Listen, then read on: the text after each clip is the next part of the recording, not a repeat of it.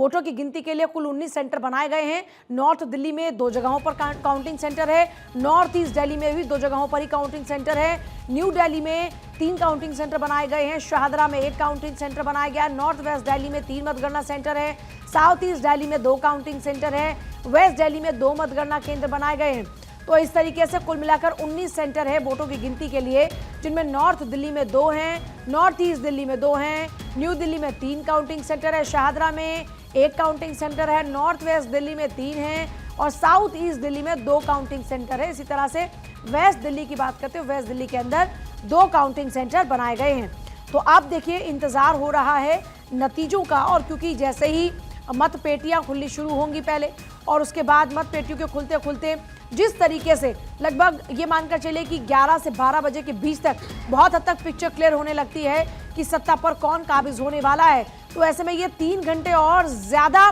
दिल की धड़कनों को बढ़ाने वाले होते हैं जब मतपेटियां खुलती हैं। तो देखिए, जनता ने फैसला कर दिया, जनता ने उम्मीदवारों की किस्मत का फैसला किया, जनता ने पार्टियों की किस्मत का फैसला किया। अब इस बार वाकई सबकी निगाह टिकी हुई है, क्योंकि दिल्ली में जो चुनाव इस बार का था, दिल्ली में इस बार का चुनाव हर पार्टी के लिए बड़ा मुश्किल भरा रहा, क्योंकि किसी की वेव नहीं,